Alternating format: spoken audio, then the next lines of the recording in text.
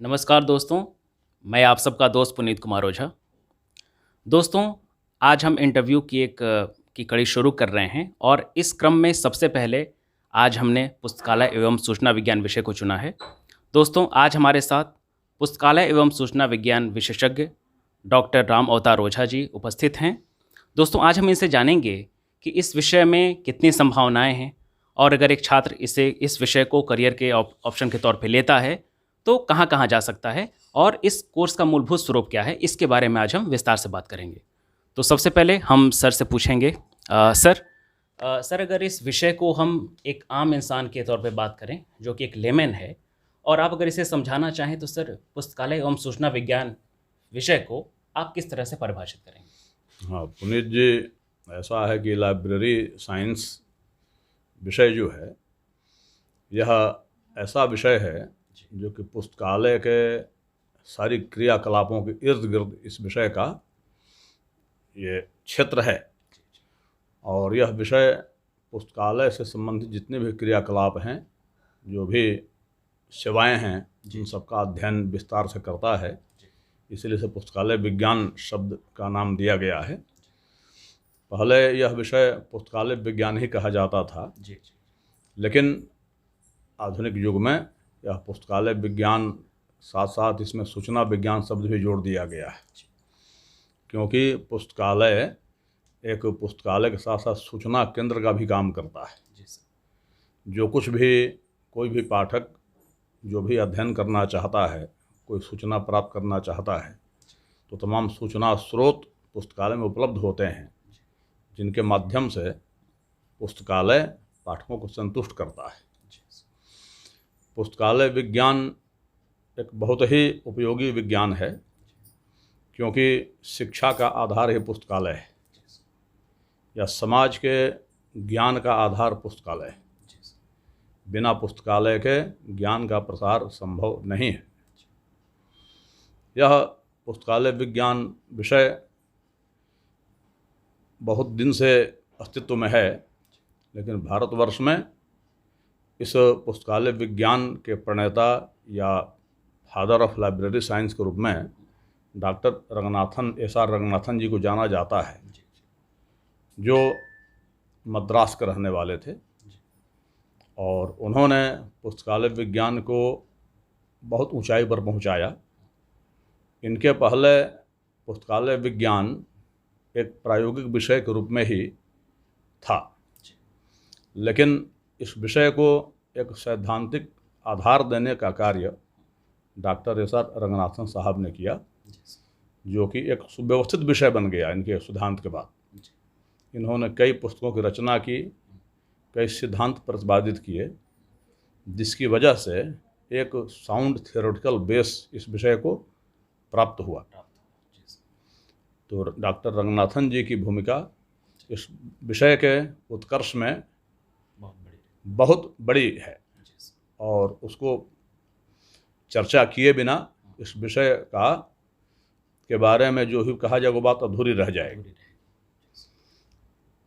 Sir बहुत अच्छी आपने जानकारी दी। सर हम ये जानना चाहेंगे कि इस विषय के अंतर्गत कौन-कौन से पेपर पढ़ाए जाते हैं और इसका मूलभूत स्वरूप क्या है?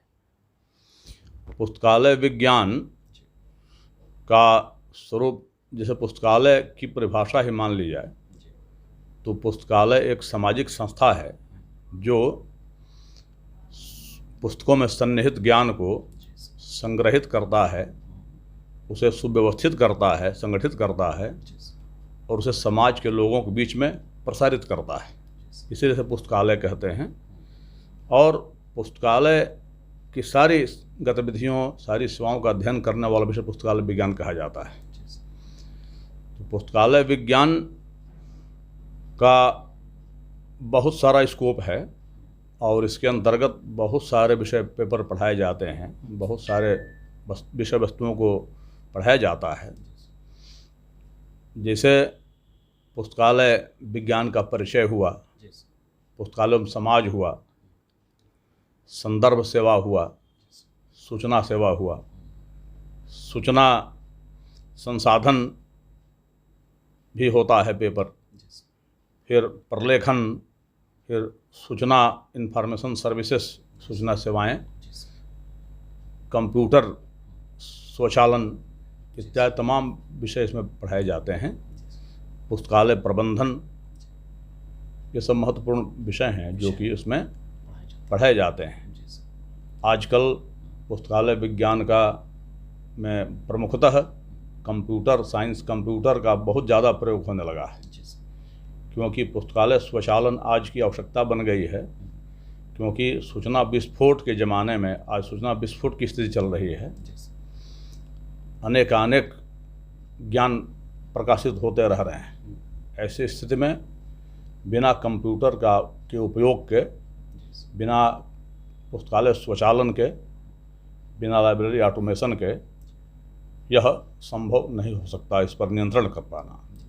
इसलिए कंप्यूटर का उपयोग अति आवश्यक हो गया हर पुस्तकालय में, और अधिकांश पुस्तकालय धीरे धीरे ऑटोमेटेड, स्वचालित होते जा रहे हैं।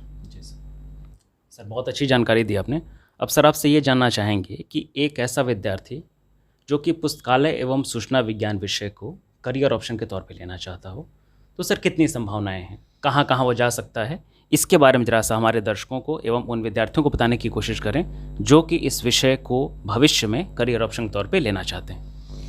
ऐसा है पुनीत जी कि पुस्तकालय विज्ञान एवं सूचना विज्ञान विषय के बहुत सारे जहाँ कोर्सेज चलाए जाते हैं, बहुत महत्वपूर्ण संस्थान है भारतवर्ष में जहाँ ये विषय प्रतिष्ठा प्राप्त किया हुआ है, तथा इस विषय का गहन मनन, चिंतन और अध्ययन किया जाता है। जैसे दिल्ली विश्वविद्यालय, बनारस हिंदू विश्वविद्यालय, काशी हिंदू विश्वविद्यालय, अलीगढ़ मुस्लिम विश्वविद्यालय, ये सब ऐसे पुराने केंद्र हैं जहां रंगनाथन साहब ने अपनी सेवाएं दी हैं। और जिस दिल्ली विश्वविद्यालय में प्रोफेसर रहे, बनारस हिंदू विश्वविद्यालय में प्रोफेसर रहे, तो रंगनाथन जी के प्रयास से इन विश्वविद्यालयों में पुस्तकालय विज्ञान कोर्स की शुरुआत हुई, तथा भारतवर्ष में, पूरे भारतवर्ष में पुस्तकालय विज्ञान विषय का जहाँ जहाँ पाठ्यक्रम शुरू हुआ उस समय पहले रंगनाथन जी के प्रयास से ही शुरू हुआ। अब नए नए विश्वविद्यालयों में भी ये पाठ्यक्रम शुरू किया जा रहा है। अब तो हर प्रदेश में ओपन यूनिवर्सिटीज खुल गई, तो हर ओपन यूनिवर्सिटीज में भी लाइब्रेरी साइंस ये विषय का अध्यापन चल रहा है, ये कोर्स पाठ्यक्रम चलाया जा रहा है। और क्योंकि जितनी ही विभाग बढ़ते जा रहे हैं, जनसंख्या बढ़ती जा रही है, उतनी ही संस्थाओं का विकास होता जा रहा है। उसके अनुरूप उसके सेवाओं को सुदृढ़ करने के लिए, तो जैसे जैसे मनुष्य का विकास हो रहा है, ज्ञान का विकास हो रहा है, संस्थाओं की स्थापना भी ज़्यादा होती जा रही है, नए नए संस्थाएं खुल रही हैं, तो उसके अनुरूप मानव संसाधन को तैयार करने के लिए इस पाठ्यक्रम को भी काफ़ी विस्तार किया जा रहा है। तमाम नेशनल ओपन यूनिवर्सिटी के माध्यम से भी चलाया जा रहा है, युग्नक द्वारा भी पाठ्यक्रम चलाया जाता है। तो भविष्य में आने वाले जो भी इसकी आवश्यकता है, उसके अनुरूप मानव संसाधन तैयार करने के लिए ही ओपन यूनिवर्सिटी में कोर्स शुरू किया गया। और जहाँ तक रोजगार का प्रश्न है, यह पुस्तकालय एवं सूचना विज्ञान बहुत ही रोजगार की दृष्टि से बहुत उपयोगी विषय है। जहाँ भी जो भी शिक्षण संस्थान हैं, चाहे यूनिवर्सिटीज हो, इंटर कॉलेज हो, माध्यमिक शिक्षा का विद्यालय हो, प्राथमिक विद्यालय हो, सब में इसकी आवश्यकता है। इसके साथ साथ जहाँ भी जो भी कोई संस्था है, सरकार की या व्यक्तिगत जो भी संस्थाएं हैं, सब में इसकी आवश्यकता है। जैसे रेलवे हुआ, वहाँ भी लाइब्रेरी की आवश्यकता है। संसद भवन है, वहाँ भी लाइब्रेरियन का पद है, लाइब्रेरी होती है। न्यायालय है, वहाँ भी लाइब्रेरियन का पद होता है, लाइब्रेरी होती है।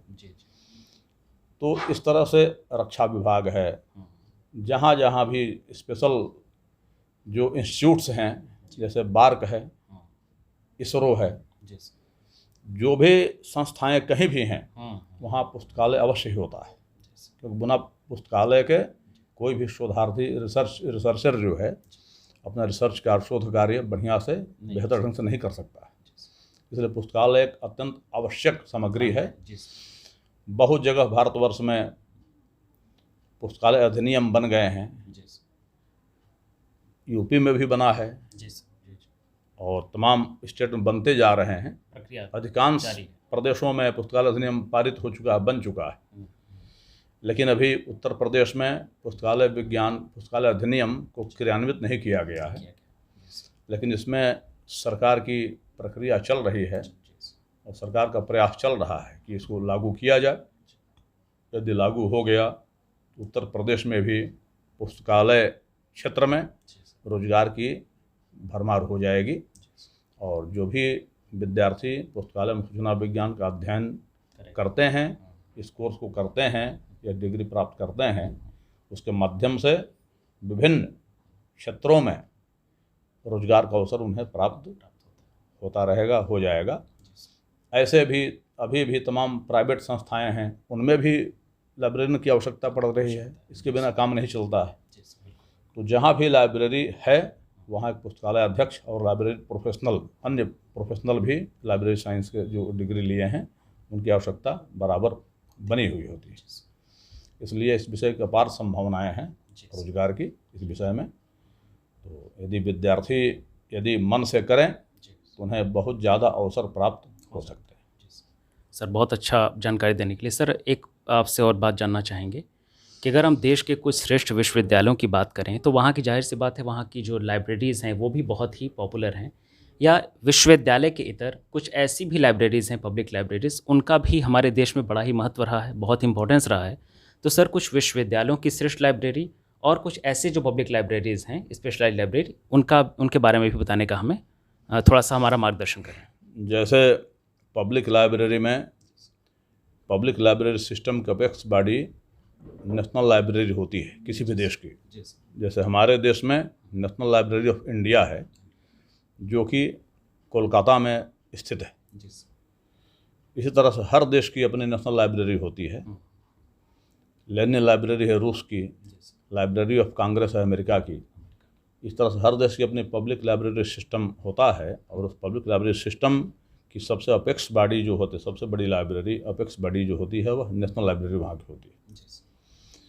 नेशनल लाइब्रेरी के अंतर्गत स्टेट सेंट्रल लाइब्रेरी होती है, हर स्टेट में स्टेट सेंट्रल लाइब्रेरी होती है। उसके बाद हर स्टेट में डिस्ट्रिक्ट लाइब्रेरी होती है। डिस्ट्रिक्ट लाइब्रेरी के बाद तहसील लाइब्रेरी होती है, ब्लॉक लाइब्रेरी होती है, नया पंचायत लाइब्रेरी होती है। तो जहाँ भी पुस्तकालय अधिनियम बन गया है जिस प्रदेश में, वहाँ ये हर स्तर पर लाइब्रेरी की भूमिका होती है। लाइब्रेरी स्थापित हुई है, स्थापना इसकी हुई है, लाइब्रेरी सिस्टम चल रहा है। लेकिन जहाँ पुस्तकालय अधिनियम लागू नहीं हुआ, बना नहीं है, बनने के बाद लागू नहीं हुआ, उसका लागू नहीं किया गया, वहाँ पर अभी स्थिति उस तरह की नहीं है।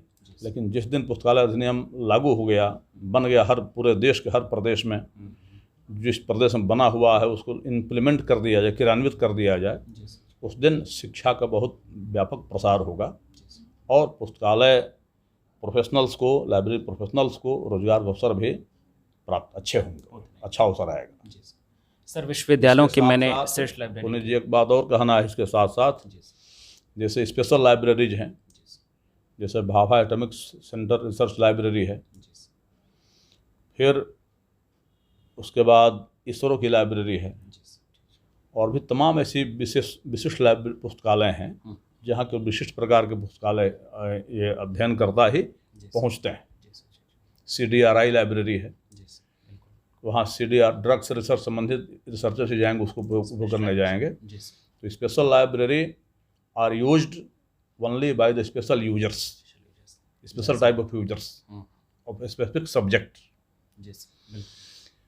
और जैसे शैक्षणिक पुस्तकालय की बात है तो दिल्ली विश्वविद्यालय की लाइब्रेरी है, बनारस हिंदू यूनिवर्सिटी की लाइब्रेरी है जो डॉक्टर रंगनाथन जी द्वारा ही इस्टेब्लिश की गई है, जवाहरलाल नेहरू विश्वविद्यालय की लाइब्रेरी है, अलीगढ़ मुस्लिम विश्वविद्यालय की लाइब्रेरी है, कलकत्ता विश्वविद्यालय की लाइब्रेरी है, मद्रास विश्वविद्यालय की लाइब्रेरी है। ये सब अपेक्स संस्थाएं हैं लाइब्रेरी साइंस के विषय के बारे में। और यहाँ की लाइब्रेरी भी जाहिर सी बात है उतनी ही उन्नत होगी अगर ये श्रेष्ठ विश्वविद्यालय हैं तो। ये सब सारी लाइब्रेरी फुली ऑटोमेटेड हैं, कंप्यूटराइज्ड हैं, यहाँ सर्विसेज जो दी जा रही हैं, ऑनलाइन सर्विसेज दी जा रही हैं। बहुत अच्छी सर, बहुत अच्छा। इतनी आपने बेहतर जानकारी दी हमारे विद्यार्थियों को, हमारे दर्शकों को। सर, एक बात आपसे और जानना चाहेंगे कि अगर हम इस विषय में डॉक्टर एस.आर. रंगनाथन जी के अलावा किन्हीं और लोगों की बात करें, तो वो ऐसे कौन से लोग हैं जिनका कि बहुत ही बड़ी भूमिका रही है भारतवर्ष में इस विषय को प्रसारित करने में और इस विषय को ऊंचाई पर ले जाने में?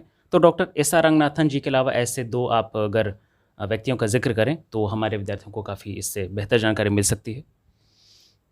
भारतवर्ष में रंगनाथन जी के बाद अनेक पुस्तकालय विज्ञानविद, सूचना विज्ञानविद हुए। जैसे प्रोफेसर P.N.